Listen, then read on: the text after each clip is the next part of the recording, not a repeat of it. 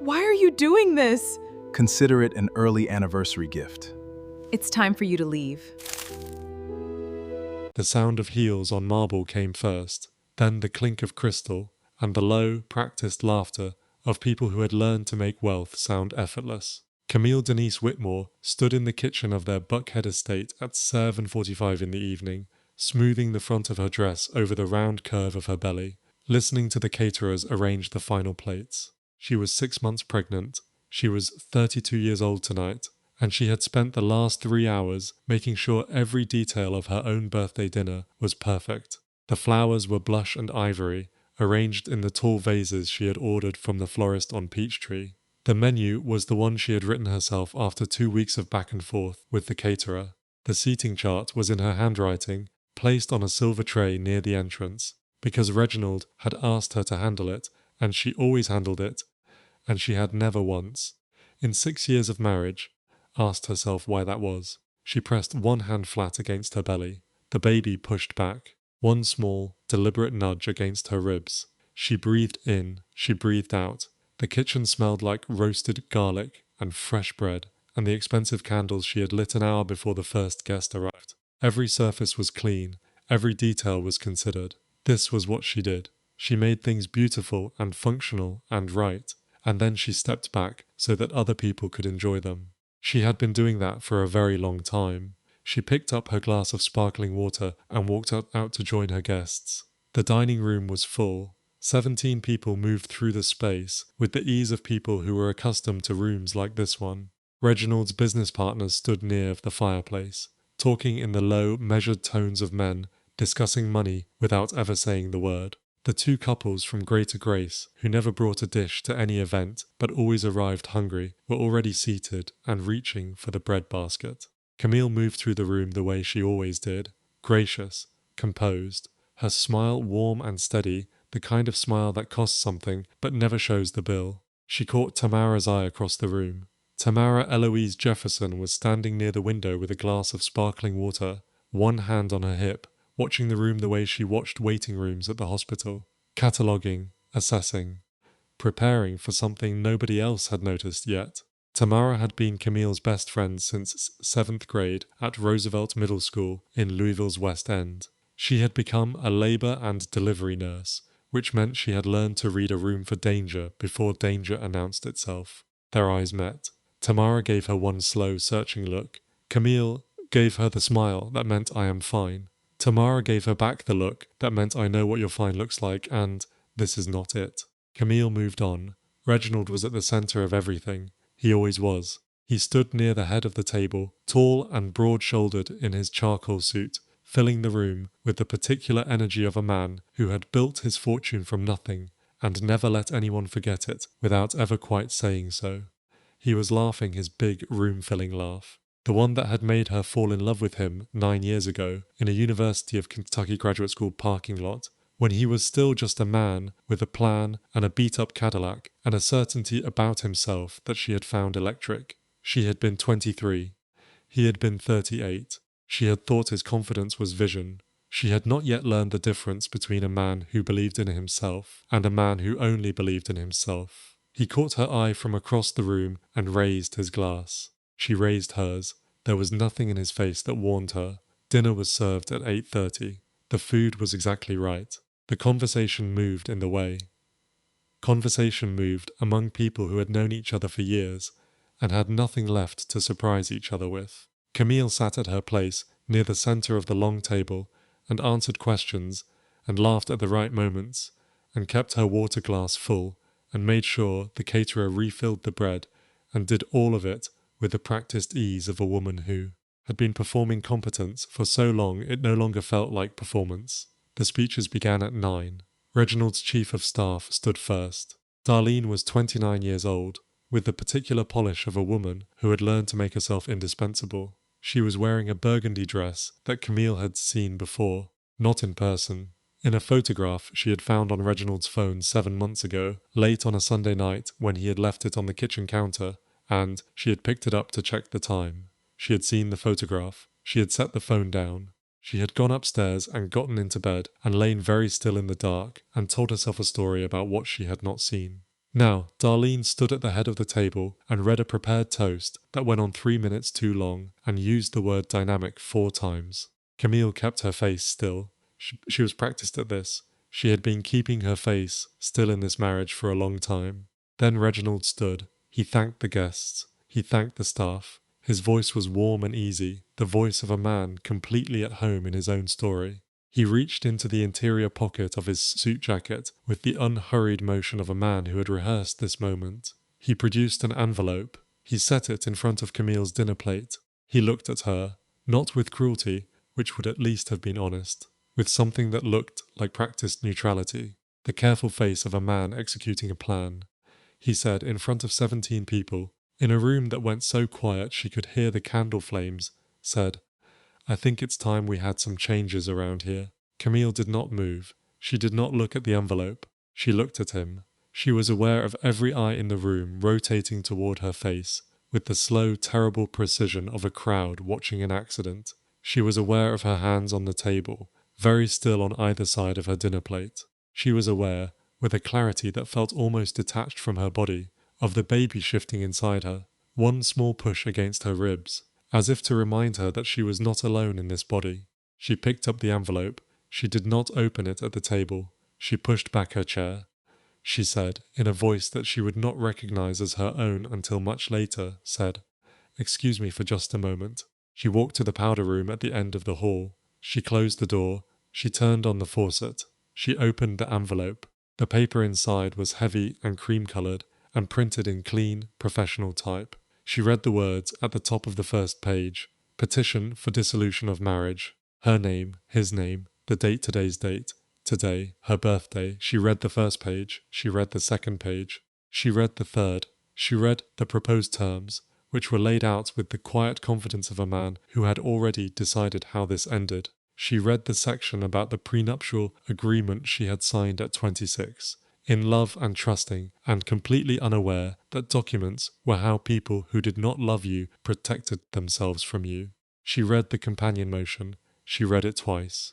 Questions about her fitness as a primary caregiver, it said. History of emotional instability, it said. She set the papers down on the edge of the sink. She turned off the faucet. She looked at herself in the mirror. She was 32 years old. She was 6 months pregnant. She was wearing a dress she had chosen because Reginald had once said green looked beautiful on her. Her earrings were the ones his mother, Bernita, had given her for their 3rd anniversary. Her smile, which she had been wearing all evening, was gone now, and without it she looked exactly like what she was. A woman who had just understood something she had been refusing to understand for a very long time. I knew, she thought. Lord, I knew. I just did not want to know. She was not going to cry in this bathroom. She was not going to walk back out to that table with a red face and swollen eyes, so 17 people could watch her fall apart. She was a Dawson woman. Her grandmother, Big Mama Celestine, had survived things that would have broken most people, and she had done it without the luxury of falling apart in front of an audience. Camille was not going to either. She smoothed her dress. She straightened her earrings. She opened the door. She walked back down the hall. She sat down at her place. She finished her birthday dinner. She did it with her back straight, and her face composed, and her hands steady on the table, and if anyone in that room saw anything other than a woman finishing her meal, they had the grace not to say so out loud. The guests left by 10:30. The caterers were gone by 11. Reginald disappeared into his study with the door closed, which was not unusual, except that tonight it felt like a verdict. Camille stood alone in the dining room. The room was still beautiful. The flowers she had ordered were still blush and ivory in their tall vases. The candles had burned low. The birthday dinner she had planned for herself sat in its aftermath. Plates cleared, glasses empty, the table that had held 17 people now holding only her. She looked at the envelope, still on the table where she had set it when she returned. Tamara was still there. She had not left. She was sitting on the bottom step of the staircase with her coat already on and her purse in her lap, her eyes on Camille, with the steady, patient attention of a woman who had been waiting for something she could not name. Tamara did not say, "I knew this was coming." She did not say, "I told you so." She did not say anything at all for a long moment. Then she said quietly, "How long have you known?" Camille walked to the staircase. She sat down next to her on the step. The marble was cold through her dress. She said, "I didn't." And I did. Tamara put her arm around her. Camille did not cry yet. She was not ready to cry yet. She was still in the part where everything was very still and very quiet, the part where her body had not yet caught up to what her mind was processing. "What are you going to do?" Tamara asked. Camille was quiet for a long moment. She looked at the flowers in their vases. She looked at the place where the envelope still sat. "I don't know yet," she said, "but I know I'm not doing it his way." The morning after her birthday, Camille woke up in the guest bedroom. She had moved there at midnight without saying a word to anyone, carrying her pillow under one arm, walking down the hallway in bare feet while the house was dark and still. She had not slammed a door. She had not left a note. She had simply moved the way a woman moves when she has finally accepted a truth she has been refusing for a long time and has decided that the refusing is over. She lay on her back in the quiet room and put both hands on her belly and breathed. God did not bring me this far to leave me here. She had been saying that to herself since she was 19 years old, standing in the lobby of a University of Kentucky financial aid office, trying to figure out how a girl from Louisville's West End got a graduate degree on a prayer and a Pell Grant. She had said it in harder rooms than this one. She was going to need to keep saying it. She got up at 6. She showered. She pressed her hair, not because she had anywhere to go, but because the routine of it gave her something to hold on to. The heat and the smoothing and the small, controlled act of it. She made herself eat. She drank the prenatal tea that Dr. Rhodes had recommended. She sat at the kitchen island with the divorce papers spread in front of her and read every single page again. Slowly this time. She was not in shock anymore. She was taking notes. What the papers said, stripped of the legal language, was this. Reginald believed that because she had signed a prenuptial agreement 6 years ago, she would walk away from their marriage with a modest settlement. No claim to the real estate portfolio, no claim to the investment accounts, no claim to Whitmore Development Group, and primary physical custody would be settled in his favour, because his attorney had already filed a companion motion. The motion raised questions about her fitness as a primary caregiver. It cited her history of emotional instability. She read that phrase 3 times. History of emotional instability. She put the pen down. She was very still. He was going to use the one time, 2 years ago, when she had checked herself into a 3-day outpatient program because she had been struggling and she had asked for help, and she had done the responsible, intelligent thing a person does when they recognize they need support. He was going to use that against her, against the baby, in a legal filing. "I have been a good woman to this man," she thought. A good woman, and this is what I get. Her phone rang at 7:15. She picked it up. Tamara said, before Camille could speak, said, "I need you to know I already called Nathaniel Graves last night. He can see you tomorrow at 9. Camille closed her eyes. "Tamara," she said. "Don't thank me," Tamara said. "Just eat something I already ate." "Eat again," Tamara said. Deja came downstairs at 7:45. She appeared in the kitchen doorway with her backpack over one shoulder and both earbuds in, and she stopped when she saw Camille at the island with the papers spread in front of her. Deja Whitmore was 14 years old. She had her father's height and her first mother's quiet watchfulness. She had lived in this house half of every week since she was 8 years old, and Camille had braided her hair and helped her with history papers and sat with her through 2 rounds of braces and a bout of anxiety in 7th grade that Reginald had handled by buying her a new laptop. Deja looked at the papers. She looked at Camille. She took out one earbud. She said, "Are you okay?" It was such a direct, uncomplicated question that Camille had to take a moment before she could answer it honestly. "I'm going to be," she said. Deja nodded slowly. She looked at the papers again. Her jaw was set in the way it set when she was thinking something through carefully. She said, "I heard him on the phone." Her voice was careful and quiet. "Last Tuesday. He said the house was always his. He said the baby would be fine. She just needed to be reasonable." She paused. "I didn't know what he meant then." Camille held very still. "Deja, baby," she said, "that is not something you needed to hear." "But I did hear it," Deja said. She put the earbud back in. She picked up an apple from the bowl on the counter. She looked at Camille one more time, and what was in her eyes was not a child's confusion. It was the clear-eyed steadiness of a young woman who had made a decision. "I am not going to pretend I didn't." She walked out the front door to wait for the school bus. Camille watched her go.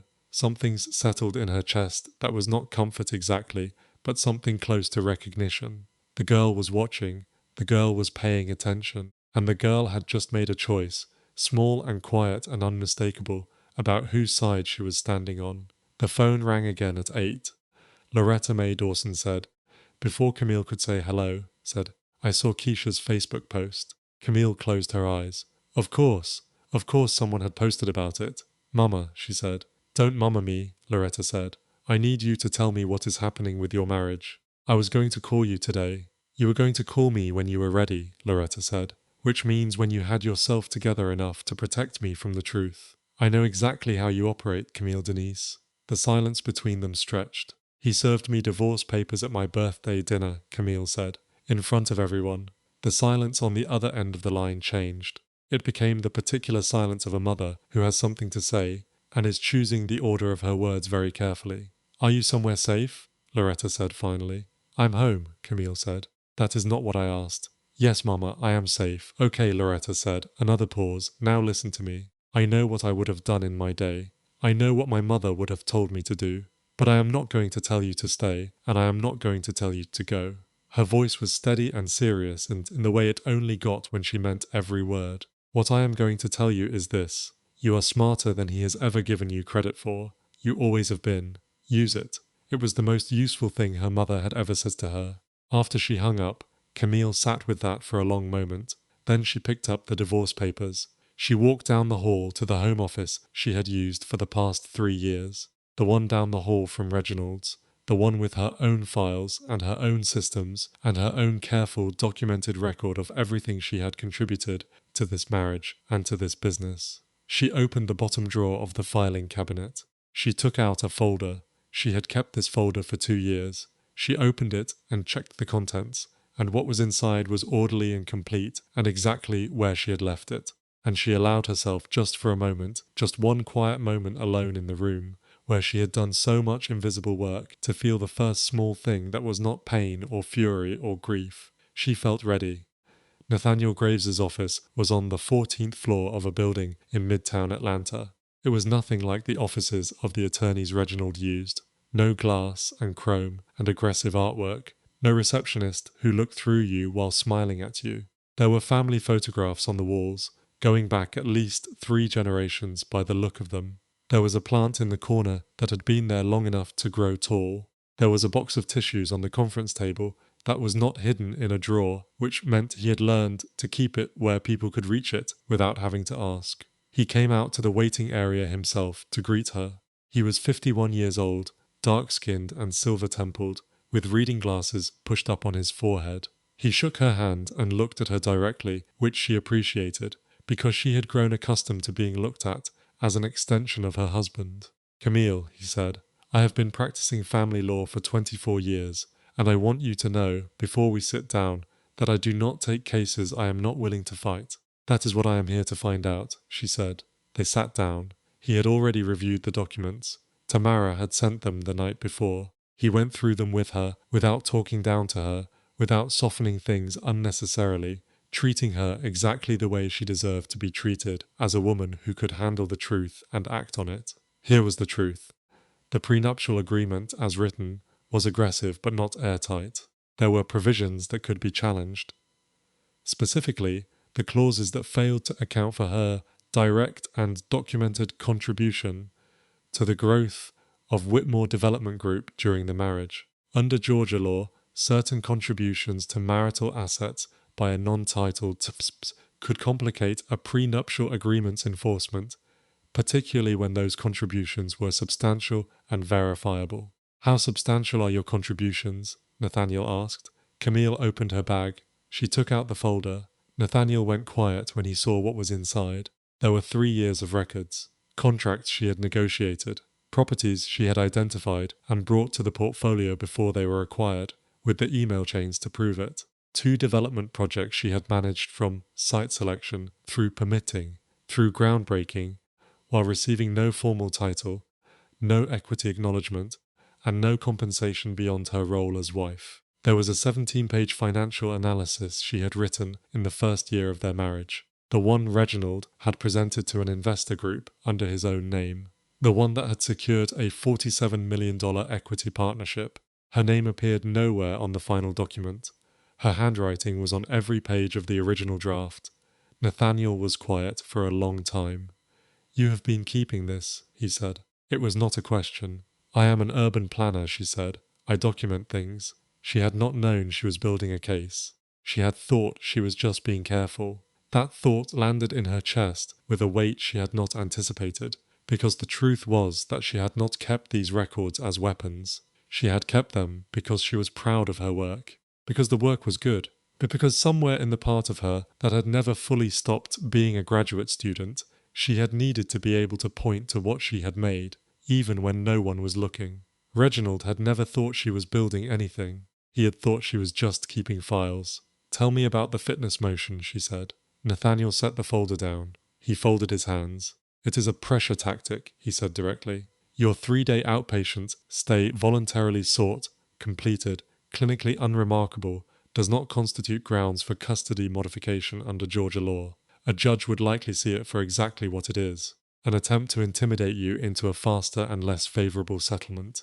"Will it work?" she said. "That depends on whether you let it," he said. She thought about Deja standing in the kitchen doorway that morning with her jaw set and her eyes clear. She thought about her own hands on her belly in the powder room the night of her birthday. She thought about Big Mama Celestine, who had raised 4 children after her husband was killed and had buried her grief and kept going until she was old and tired and told Camille once, on a porch in Louisville on a summer evening, said Baby, "I wish I had fought harder, while I still had the fight in me." "It is not going to work," Camille said. She drove home a different way than she had come. She took the long route, past the neighborhood in Decatur where she had lived when she first moved to Atlanta for graduate school, past the apartment with the drafty windows and the noisy neighbors and the coffee shop where she used to sit for 3 hours with one latte and her dissertation notes, absolutely certain she was building towards something. She parked in front of the coffee shop. She sat in the car. She had not sat still without purpose in longer than she could remember. She was always managing, always anticipating, always a step ahead of the next thing that needed her. She had been carrying this family, the whole infrastructure of it,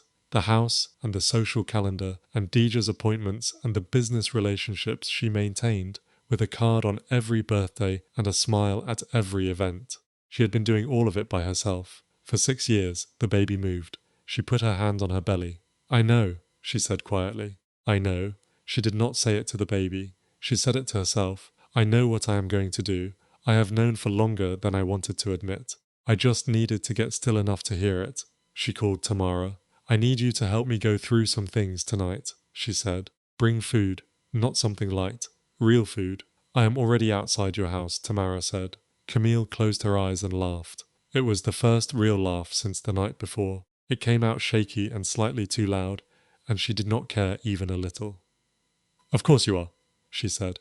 They spent the evening at Camille's kitchen table, with the folder spread between them, and a yellow legal pad and 2 pens. Tamara kept her company the way she always had, steadily, practically, occasionally saying something devastating under her breath that made Camille laugh when she did not expect to. They ate jerk chicken and rice and plantains that Tamara had brought from the West Indian spot on Cascade Road, and the familiar smell of it filled the kitchen and was, for a few hours, enough. At 11 o'clock, Tamara put down her pen. "Can I ask you something?" she said. "You are going to ask it regardless," Camille said. "Did you love him?" Tamara said. "Like really love him? Or did you love who you thought he was?" Camille was quiet for a long time. She looked at the legal pad. She looked at the folder. She looked at the kitchen she had arranged and arranged again. Over 6 years, the kitchen she had made into a home for a family she had believed in. "Both," she said. "I think both were real. I think the man I loved at 23 was a real person, and I think he became someone else, slowly, in ways I kept explaining away." She paused. "That is the hardest part. It was not all a lie. Some of it was real. Which means I have to grieve what was real, not just what I lost, but what we actually had. Before it became this." Tamara was quiet for a moment. "I never trusted him," she said finally. "I know," Camille said. "I tried to tell you. 3 different times. I know. I am not saying I told you so. You are absolutely saying I told you so." "I am," Tamara said. She reached across the table and put her hand over Camille's. But I am also saying I have been waiting for you to be ready, and you are ready now, and I am with you for every single step of this. The gospel music from the neighbor's apartment drifted through the window, faint and unhurried. Camille pressed her back against her chair and let it wash over her. The thing about Atlanta's black elite was that it was not as large as it presented itself to be. The dining rooms and galas and deacon boards and developer associations overlapped and recurred in ways that meant everyone had a cousin or a co-investor or a church connection to everyone else. Information moved through these networks faster than any press release and with considerably more accuracy. By Monday morning, 3 days after her birthday dinner, Camille understood that what had happened at her table had travelled in two directions simultaneously. In one direction, it had become the story of Reginald Whitmore exercising his right to restructure his marriage, told by people who benefited from his goodwill and his contracts and his donor relationships, framed with careful language about incompatibility and moving forward and wishing both parties well. In the other direction, it had become the story of a man who had served his pregnant wife divorce papers at her own birthday dinner in front of witnesses, as told by the caterer's assistant, who had told her mother, who had told her cousin at the hair salon on Greenbrier, and from there it had moved with the speed and specificity that only a black women's information network could achieve. Camille knew both versions were out there. She was choosing deliberately to stay quiet for now, but the calls came anyway. Reginald's business partner's wife, Wanda, called on Monday morning with the bright, careful concern of a woman who had decided to assess the situation before committing to a side. She said all the right things. She asked all the wrong questions. "What are your plans?" she said. "Are you staying in Atlanta?" she said. "Of course he still respects you deeply," she said. Camille was gracious and non-committal and got off the phone in 4 minutes. The deacon's wife from Greater Grace called on Monday afternoon, which meant Mother Paulette Sims had sent her, which meant Mother Paulette already knew and had made a preliminary judgment and wanted confirmation. Camille called Mother Paulette directly. "I was wondering when you would call me yourself," Mother Paulette said by way of greeting. Her voice was exactly what it always was, the unhurried, deep-note steadiness of a woman who had long since stopped being surprised by the things people did to each other. "I wanted to get my feet under me first," Camille said. "And are they under you?" Mother Paulette asked. "Getting there," Camille said. A pause came down the line. "You know your grandmother prayed over you before you were born," Mother Paulette said. Celestine was one of the praying women, the real kind, not the kind that prays to be seen. Another pause. "She prayed you would have her courage. I think the prayer took." Camille had to be still for a moment after that. "Thank you, Mother Paulette," she said. "Don't thank me," Mother Paulette said. "Just don't you let him tell you who you are. He does not have that authority." The semi-public confrontation came on Wednesday evening. Camille did not go looking for it. She went to the Homeowners Association board meeting for the Buckhead Estate community because she was still, legally, a resident and a board member, and she had never once missed a meeting she was responsible for. She walked in at 7 o'clock in a camel blazer and her good pearl earrings, 6 months pregnant and composed, and she sat down. Reginald was already there. He was sitting at the head of the table because of course he was. He looked, when he saw her, briefly startled, which was satisfying in a way she did not let herself show. He composed himself in about 2 seconds. He had very good composure. She had always known that about him. What she had not expected was that Darlene would be there, not as his chief of staff, not professionally, as his guest. Darlene was sitting 2 seats down from Reginald, in the chair that had always been Camille's, and she was wearing a bracelet that Camille recognized, because Camille was the one who had ordered it. A custom piece from a jeweler in Virginia Highland, a birthday gift she had selected carefully and had engraved on the back with R and C and the date of their wedding anniversary. Camille looked at that bracelet. She took a very slow breath. She did not look at Darlene's face. She did not look at Reginald. She looked at the agenda in front of her and read the first line. Budget review for community landscaping contract, fiscal year. She opened her notebook. She chaired her portion of the meeting with absolute precision. She had the numbers memorized. She presented the landscaping contract comparison she had prepared 2 weeks ago, 3 vendors, fully annotated, without a single tremor in her voice. She answered 2 questions from other board members. She made eye contact with the woman across the table who was watching her with barely concealed sympathy, and she gave that woman a small, steady nod. I see you seeing me. I am fine. I am not fine. I am handling it. When the meeting ended, she did not linger. She was in her car with the door closed before the first person reached the parking lot. She sat in the dark. Her hands were shaking. Not from fear, not from grief, from fury. That bracelet, my bracelet, on her wrist, in my seat. The anger arrived fully formed, and it was righteous, and it was clean, and it was the first emotion in 6 days that did not feel like drowning. It felt like ground under her feet. It felt like a direction. I am not bitter, she thought.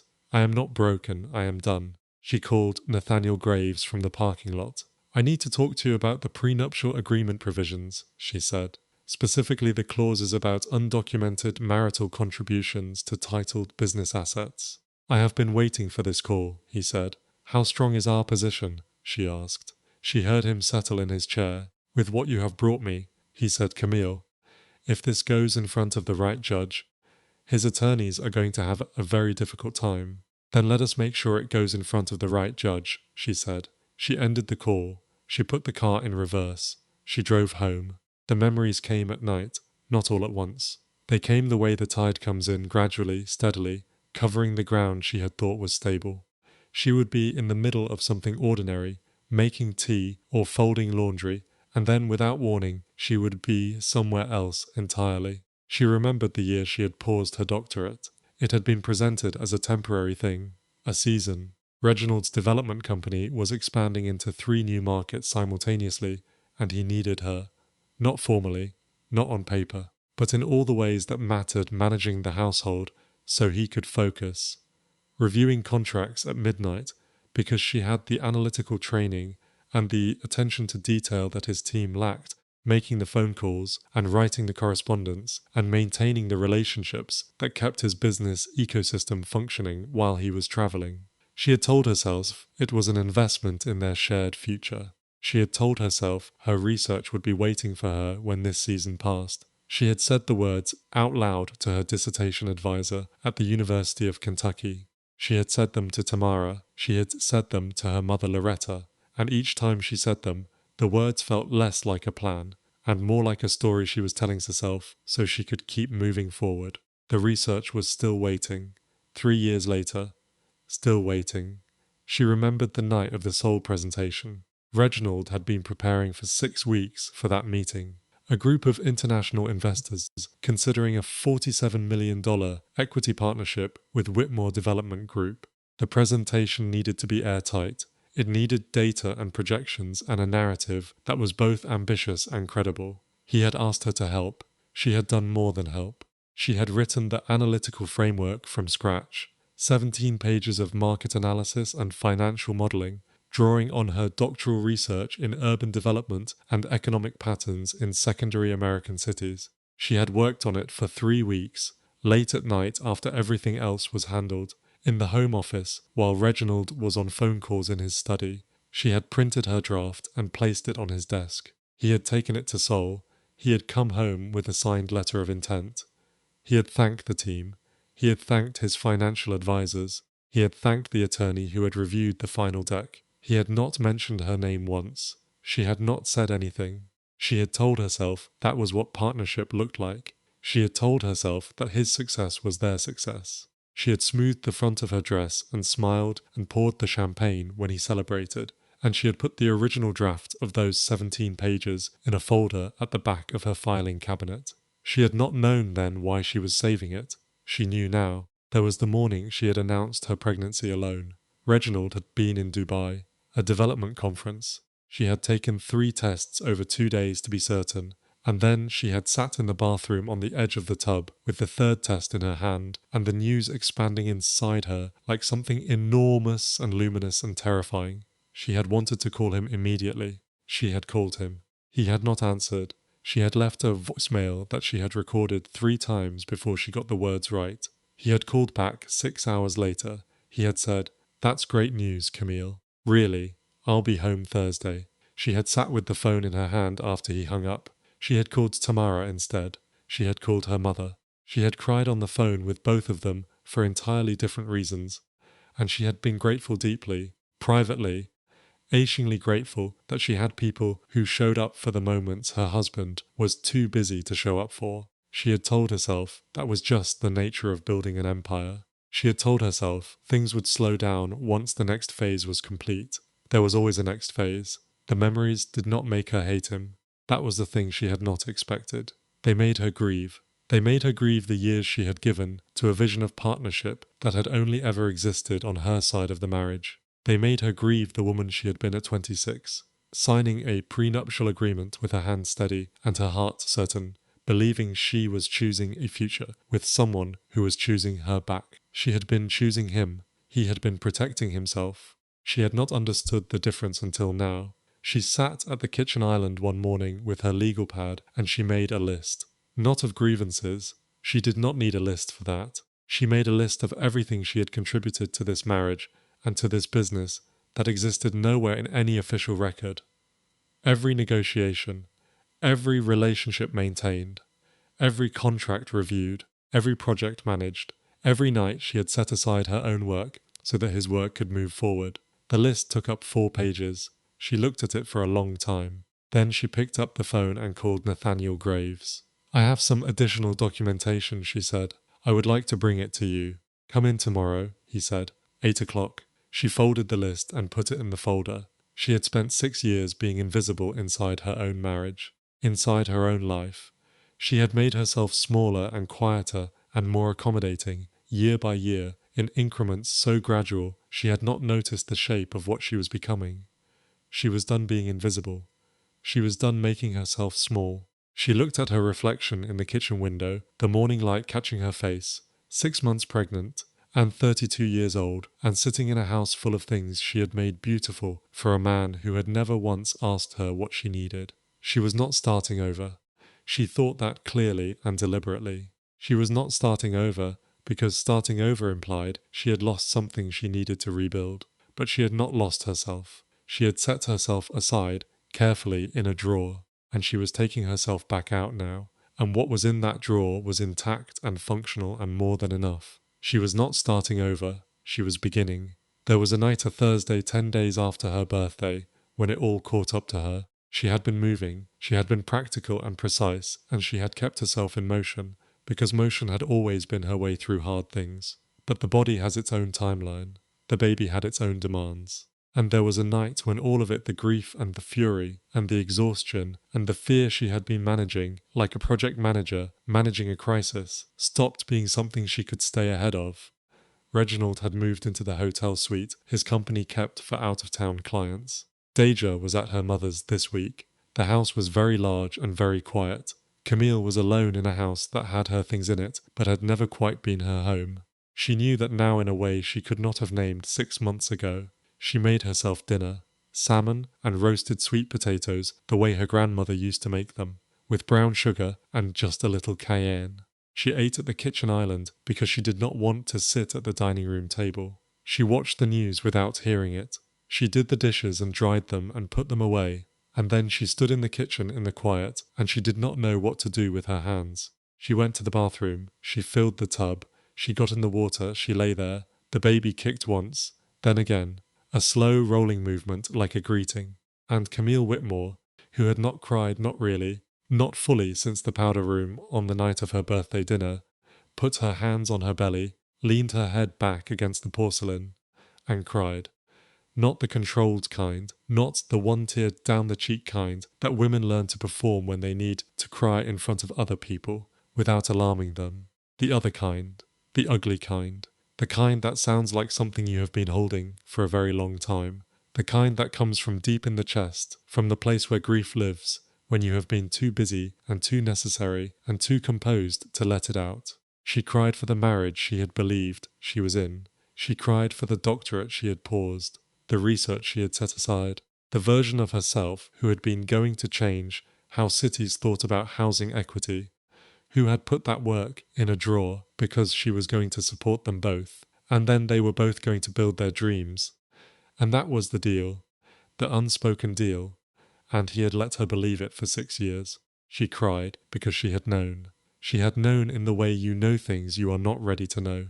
The photograph on the phone, the way he looked through her at certain dinners, The way Darlene's name came up one time too many. The way her own instincts had been whispering to her for months, and she had turned the volume down deliberately because she had loved him and she had believed in them and she had not wanted to be right.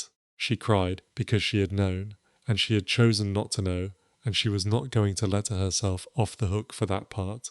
She cried because she was 6 months pregnant and 32 years old and alone in a bathtub in a house that was about to be contested property, and the person she had thought was her person had turned out to be a man who chose a date deliberately, who had sat across from her at that table and looked at her and handed her an envelope, and she did not understand, she might never fully understand, how a person did that to someone they had once promised to love. She cried until the water went cold. Then she got out. She wrapped herself in the good robe, the heavy one she had bought herself 2 winters ago. She made a cup of ginger tea. She sat down on the bathroom floor because the floor was sturdy and real, and she needed something real right now. She pressed her back against the cabinet. I am not a strong black woman right now, she thought. I am just a woman, and I am breaking. She said it out loud, in the quiet bathroom, to no one but herself. And that is allowed, she said out loud. I am allowed to break a little. Breaking is not the same as being broken, she breathed. God did not bring me through all of that just for this. She breathed again. She got up. She went to bed. She slept.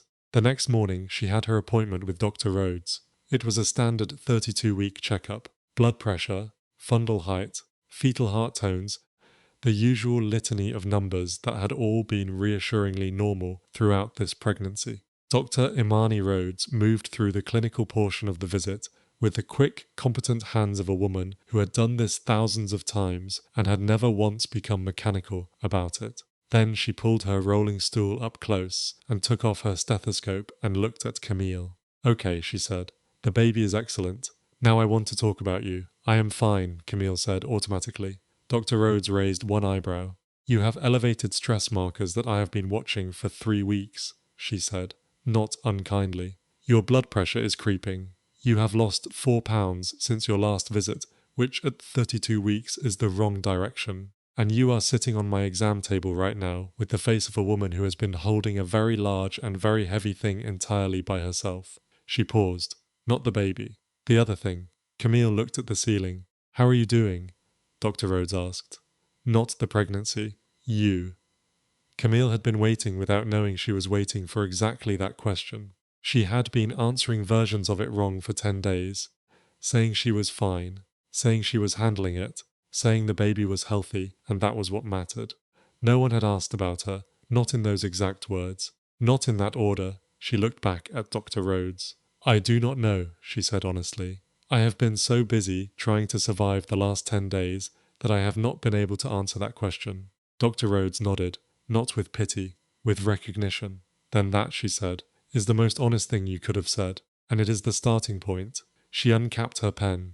I want to refer you to someone, a therapist, not because anything is wrong with you, because you are about to navigate something very significant, and you deserve someone in your corner whose only job is to ask you exactly that question every single time you walk in. He is trying to use my mental health history against me, Camille said. I know, Dr. Rhodes said. I spoke with Nathaniel Graves yesterday. He called my office. She looked at Camille steadily. Seeking mental health support is not instability, it is intelligence. And I will say that in any courtroom in this city if it becomes necessary. Camille sat with that. Thank you, she said. Do not thank me, Dr. Rhodes said. Eat something, drink your water, and call that therapist. Here was the secret. It was not a dramatic secret. It did not involve a hidden inheritance, or a double life, or a single revelation that rewrote everything in an instant. It was in some ways a quiet thing, the kind of thing that became significant only in the context of what surrounded it. 3 years ago, in the 2nd year of her marriage, during a period when Reginald's development empire was expanding faster than his infrastructure could support, Camille had an idea. The idea was this. In the Atlanta neighborhoods being redeveloped by companies like Whitmore Development Group, there was a systematic displacement of black residents that was both legally permitted and economically devastating. Families who had lived in the same communities for 3 generations were being moved out to make room for developments that would price them out permanently. And there was a model she had been developing it quietly for 2 years. in the margins of the research she had never fully abandoned when she paused her doctorate, by which developers could incorporate community land trusts into their project structures, preserving affordability without sacrificing returns, in a way that had worked in other cities and could work here. She had brought the idea to Reginald. He had called it impractical. He had said it would complicate their investor relationships. He had said it was a passion project, not a business model. He had said it in the kind, dismissive tone of a man who had already decided and was being patient about explaining his decision. She had nodded, and she had kept working on it anyway, quietly, in the evenings. In the home office, he used primarily as a backdrop for conference calls, in the notebook she carried in her bag that he had never once asked her about. Over the following 18 months, with no budget and no title and no formal backing, Camille developed the model into something real. She built relationships with the community development organizations Reginald had dismissed. She connected with a city council member named Elijah Crawford, who had been trying for 2 years to find a developer willing to pilot the concept. She drafted a full partnership proposal, 41 pages, fully annotated, financially modeled, legally reviewed by a contract attorney she paid for herself from her personal savings account. She filed an LLC in her own name, the Dawson Group, named for her mother, named for Big Mama Celestine, named for the women who had come before her and never had the chance to build anything that had their name on it. 3 months ago, before the birthday dinner, before any of this, Elijah Crawford's office had approved the pilot program. The Dawson Group was awarded the Community Land Trust Development contract for 2 sites in Pittsburgh neighborhood and 1 in Vine City.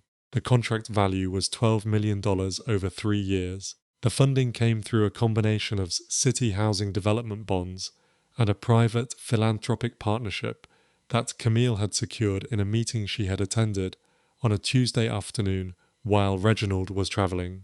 She had told no one, not because she was hiding it as a weapon, but because she was not ready to share it, because it was hers, just hers, the first thing in 6 years that was entirely and unambiguously and completely hers, and she had wanted to hold it close a little longer before the world got its hands on it. The divorce proceedings had changed the timeline.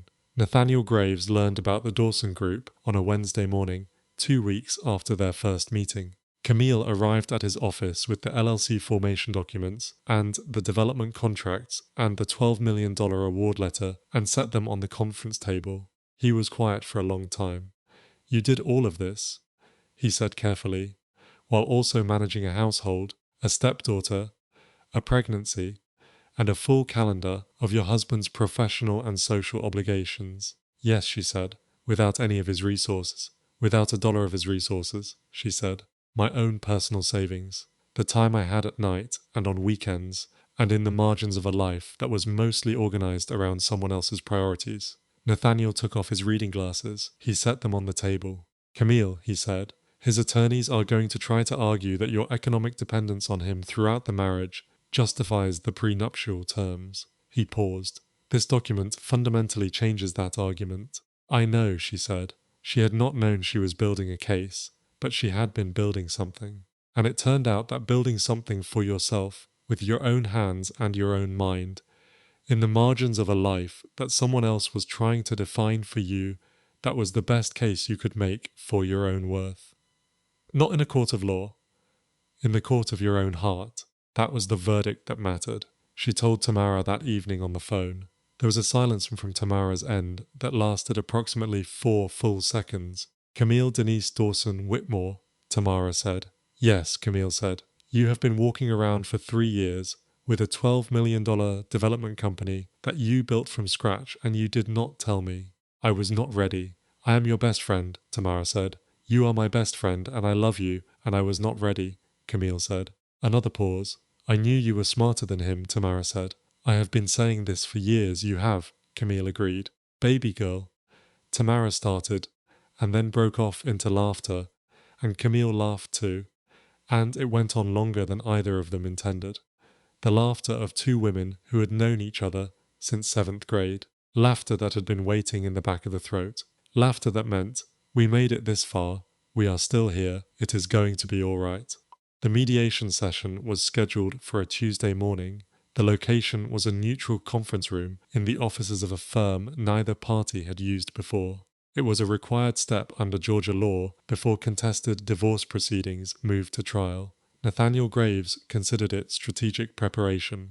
Reginald's attorneys considered it a formality. Camille arrived 12 minutes early. She was 33 weeks pregnant. She was wearing a charcoal wrap dress and the pearl earrings that had belonged to Big Mama Celestine, the ones Loretta had brought to Atlanta after the birthday dinner, driving up from Louisville on a Saturday because she could not stay away any longer and had not asked permission. She had just come. Camille had let her in, and they had sat at the kitchen table, and Loretta had placed the earrings in Camille's hands and said quietly, "Your grandmother wore these to court the one time she had to fight for what was hers, and she won. Now I am giving them to you." Camille straightened one earring in the elevator mirror. Lord, she thought, give me strength to do this right. Reginald arrived with 2 attorneys. He looked at her once across the conference table, that brief, assessing look she had seen him give to adversaries in business negotiations, the recalibrating look of a man deciding how much he needed to accommodate. She held his gaze for exactly 1 moment. Then she opened her folder. The first 90 minutes proceeded along the lines Reginald's team had scripted. The pre-nuptial agreement was presented as controlling. The marital estate division was framed as settled. The custody arrangement was presented as offering Camille generous parenting time while positioning Reginald as primary custodian given his stability and resources. The phrase emotional instability appeared in their framing twice. Both times, Camille wrote something in her notebook and did not respond. At the 2-hour mark, Nathaniel Graves said evenly, "I would like to introduce some additional documentation relevant to the marital contribution provisions." He slid a bound summary across the table. It contained in organized sections the 3 years of contracts and proposals and project management records. The investor presentation in Camille's handwriting, alongside the final version bearing only Reginald's name. The email chains establishing her role in 2 portfolio acquisitions that were now among the company's most profitable assets. The Dawson Group formation documents. The $12 million development award letter. The city partnership agreement bearing the seal of the Atlanta City Council. The room went quiet. Not the polite quiet of a proceeding. The real quiet. The kind that meant something had shifted and everyone at the table knew it. Reginald's lead attorney asked for a recess. During the recess, Camille sat in the hallway on a bench near the window, looking out at Midtown Atlanta below. A woman was walking a dog on the sidewalk below. A delivery truck was double parked. The ordinary life of the city continued, indifferent and beautiful, regardless of the extraordinary things happening in conference rooms above it. Nathaniel sat beside her. "They are going to come back with a revised offer," he said quietly. "How revised?" she asked. "Significantly," he said. He paused. "They did not know about the Dawson Group. That is clear. They built their entire strategy on a version of you that does not exist. A beat.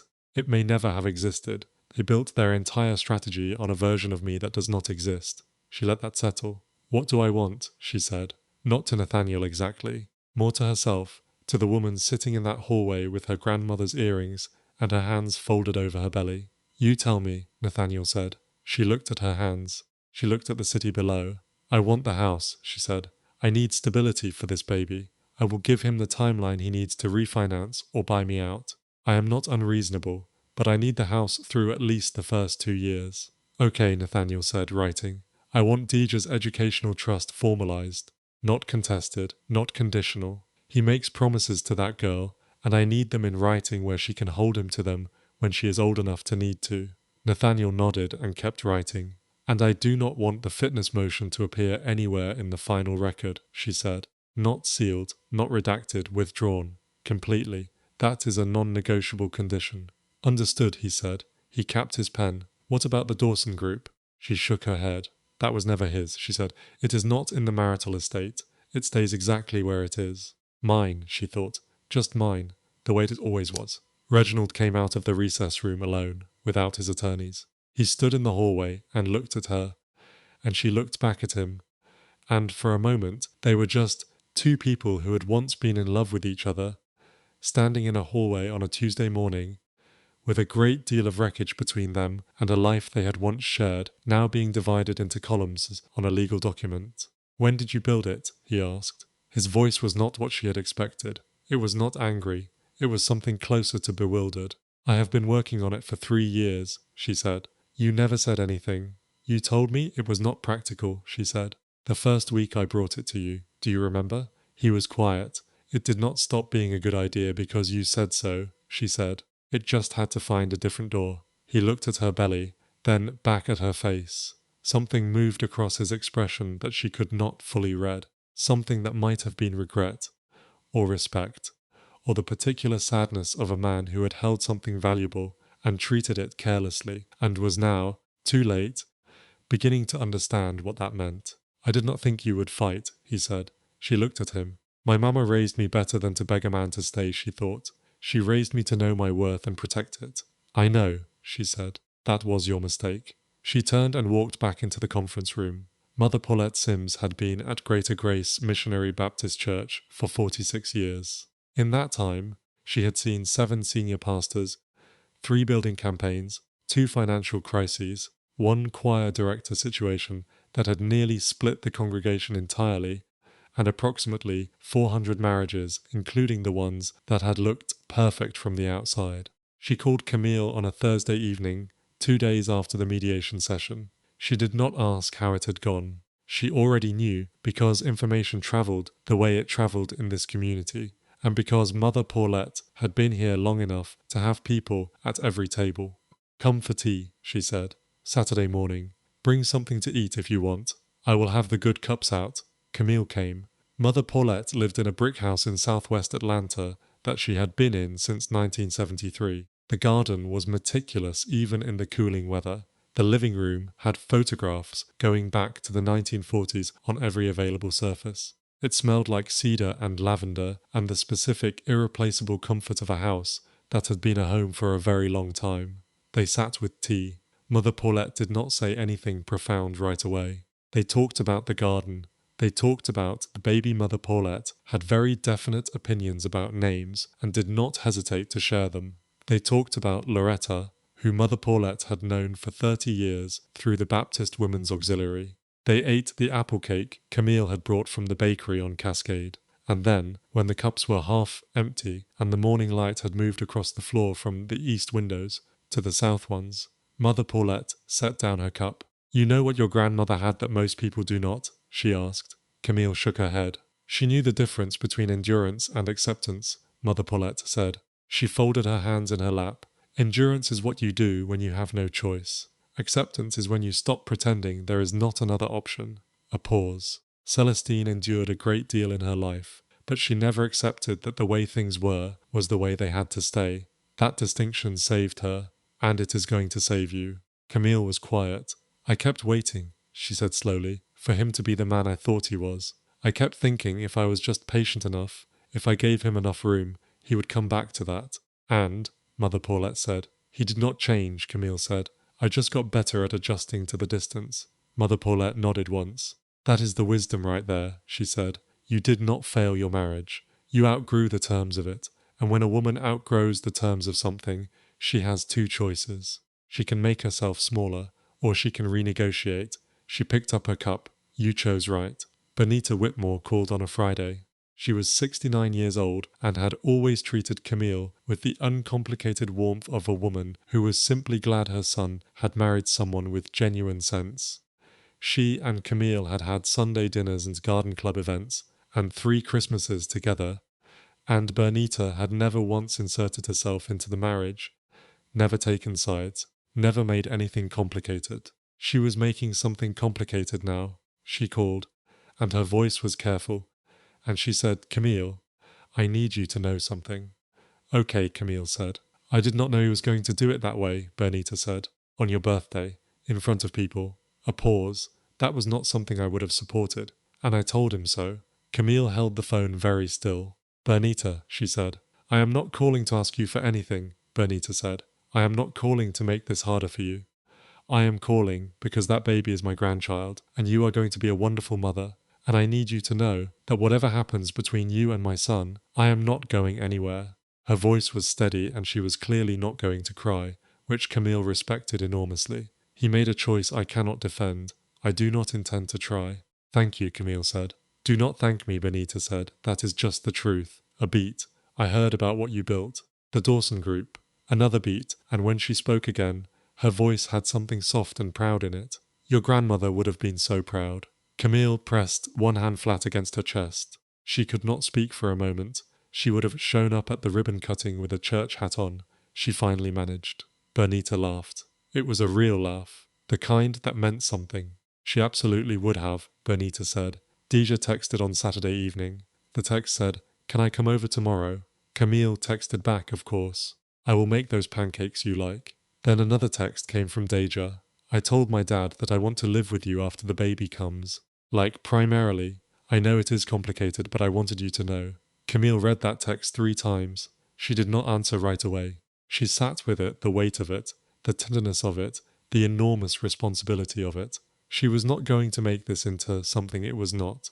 Deja was 14 years old and living in the middle of a family coming apart, and she was doing her best to tell the truth about where she felt safe. Camille typed back slowly, "I love you.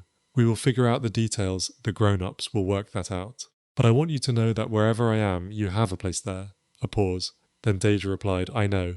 That is why I asked." The press release went out on a Monday morning, 3 weeks after the mediation session. Not about the divorce. Camille had not and would not make a public statement about the divorce. Her silence on that subject was not weakness. It was a deliberate choice she had made with clear eyes, understanding that the public accounting of a marriage's end belonged to the people who had been in it, not to the audience that observed it from outside. The press release was about the Dawson Group. The Atlanta Journal-Constitution got it first, because a reporter there had been covering the Vine City and Pittsburgh neighborhood development stories for 2 years, and Camille had been quietly and carefully building that relationship one conversation at a time. The headline was straightforward. Atlanta developer Dawson Group launches Community Land Trust Initiative, secures $12 million in city and philanthropic funding. The story that ran was careful and detailed, and focused entirely on the work, the model, the neighborhoods, the community organizations that had been part of the development from the beginning, the city council member, the funding structure, the projected impact on affordable housing preservation over the next decade. Camille's name appeared in the story. Her photograph appeared.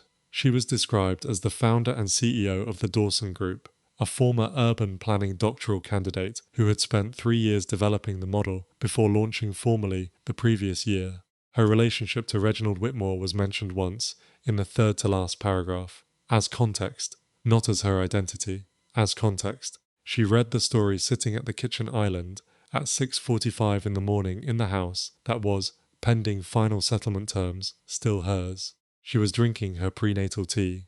The morning light was coming through the kitchen window at the angle she loved, the early morning Atlanta light that was gold and clear and unhurried. The house was quiet. The baby was moving in that rolling, deliberate way that meant all was well in there.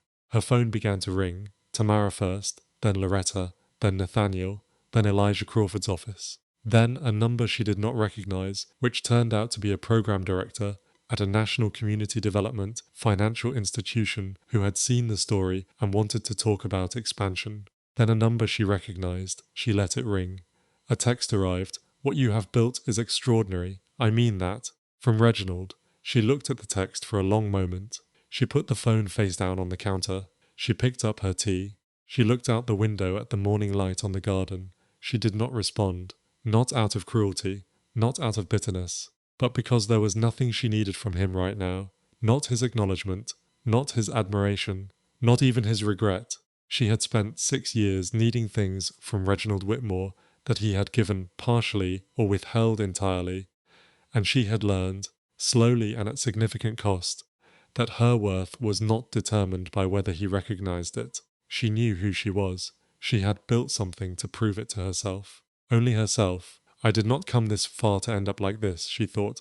I came this far to begin. The divorce was finalized on a Thursday morning in March. It was not dramatic. It was paperwork and signatures and the quiet, procedural conclusion of a legal process that had taken 3 months and cost both of them more than money. The final settlement reflected terms that were substantially different from what Reginald's attorneys had first proposed. The house was Camille's for a period of 3 years, at which point a buyout provision would activate, one that her Dawson Group income would comfortably support.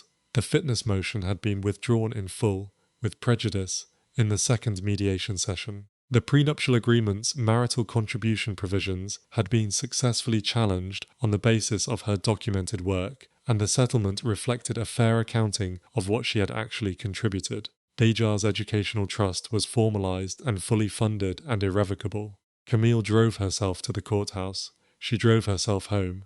She parked in the driveway of the house that was now, for the first time in 6 years, solely hers. She sat in the car. She was 33 years old. She was 8 months pregnant. She was the CEO of a community development company with a $12 million portfolio and a waiting list of cities that wanted to talk to her about replicating the model. She had a best friend who had been sitting on her porch for the last 3 hours waiting for her. She had a mother who had driven from Louisville and was sleeping in the guest room.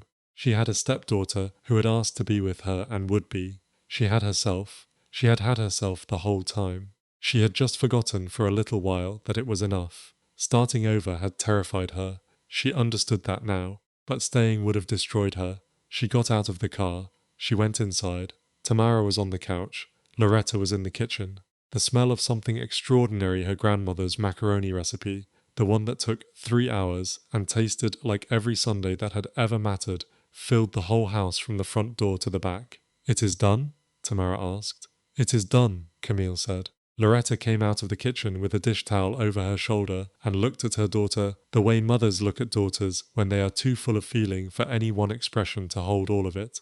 "Come eat," she said, and Camille came. The community reception for the Dawson Group pilot was held the following Saturday afternoon at a community center in Vine City. It was not a gala. There were folding tables and catered food from a black-owned company on the west side, and a sound system that was slightly too loud, and the room was full of residents and community organizers and city officials, and the women from the neighborhood associations who had been fighting displacement for a decade, and had thought, for a while, that they were going to lose. Camille stood at the front of the room in a burgundy dress, 7 months pregnant, pearl earrings, shoulders back, and she talked about the model. She talked about the community. She talked about what it meant to build something that belonged to the people who lived there, that could not be taken away by the next development cycle, or the next investor group, or the next man who thought he knew better than the people who had been there all along.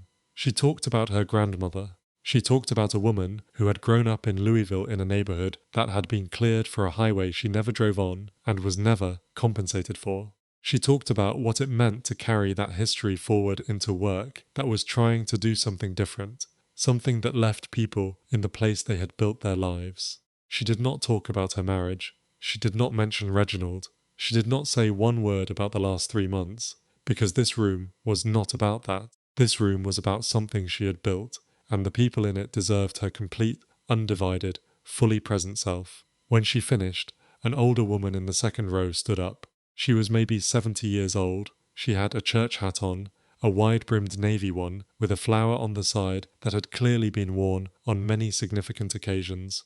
Her eyes were clear and steady, and she stood up before the applause even started, before the room had quite understood that Camille was finished speaking. "Baby," the woman said. The room went quiet. "My grandmother lived in this neighborhood," she said. "I grew up in this neighborhood. I watched this neighborhood get taken apart, piece by piece, for 40 years, and I have been praying, Lord. I have been praying that somebody was coming who actually saw us." She paused, and her voice, which had been steady, caught just slightly. "I see you see us." The room erupted. Camille held it together until the applause started, and then she did not hold it together anymore, and she did not try. Tamara, standing to her left, pressed a tissue into her hand without a word. 6 weeks later, on an early April morning, in a hospital room on the 7th floor of an Atlanta medical center, Camille Denise Whitmore delivered a daughter. 7 pounds, 4 ounces, a full head of black hair, the serious, wide-open eyes of a person who had arrived and intended to take stock of everything around her immediately and thoroughly. Tamara was in the room because Camille had asked her to be. Loretta was in the waiting room because she could not be still, and everyone involved had decided that was fine. Dr. Rhodes delivered the baby herself, which she had not been required to do but had chosen to, and that choice meant something that Camille would not have words for until much later. Camille held her daughter and looked at her for a long time without speaking. The room was quiet. The morning light was coming through the window at an angle that made everything gold and soft. Outside, Atlanta was beginning its Saturday slow and unhurried. The city going about its ordinary, extraordinary life the way cities do, indifferent to the extraordinary things happening inside hospital rooms and completely unable to diminish them. "What is her name?" the nurse asked softly. Camille looked at her daughter's face. She thought about Big Mama Celestine, who had survived what was unsurvivable and kept her name and passed it forward, and never once let anyone convince her that surviving was the same as being defeated. She thought about Loretta May, who had raised her alone and said, "Use your smart," and driven 4 hours on a Saturday with a pair of pearl earrings, because that was what love looked like when it showed with no announcement and no agenda, just presence. She thought about Tamara, standing in the corner of this room, with her hands clasped over her mouth, and tears running freely down her face. The woman who had been her person for 21 years, and would be her person for 21 more. The woman who had called Nathaniel Graves the night of the birthday dinner, before Camille had even asked. She thought about Deja, who had seen what needed to be seen, and said what needed to be said, and who would be here in 2 hours with Benita Whitmore and a balloon, and who had chosen, at 14 years old, to stand on the right side of something. She thought about the girl she had been at 22, standing in a graduate school parking lot with a notebook full of ideas about cities and community and the places people built their lives, full of the certainty that she had something to give to the world. She had never stopped having it. She had set it aside for a while, carefully, in a drawer. She had taken it back out, and what she had found when she opened that drawer was intact and alive, and more than she had even remembered. "Celestine," she said. She said it clearly. In the quiet room, to the daughter looking up at her with those wide, serious eyes. "Her name is Celestine Loretta Dawson." The baby looked at her. "We did that," Camille thought. She looked at her daughter's face, at the fullness of this moment, at the life stretching out ahead of both of them, wide and unscripted and entirely their own. "We did that, you and I. We made it through." She did not need anyone to confirm it.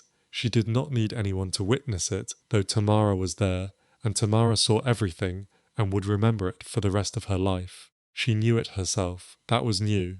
That was the thing that was different now, from the woman who had stood in a powder room 6 months ago and looked at herself in the mirror and said, "I knew. Lord, I knew." That woman had known her worth and given it away anyway. This woman holding Celestine Loretta Dawson on an April morning in a hospital room with the light coming in gold, and clear this woman knew her worth and was keeping it. Outside, the morning kept coming, gold and clear and completely new. She held her daughter, she held her future, she held herself, and for the first time in a very long time, longer than she could have admitted, until this precise moment, that was more than enough. That was everything. That was the beginning.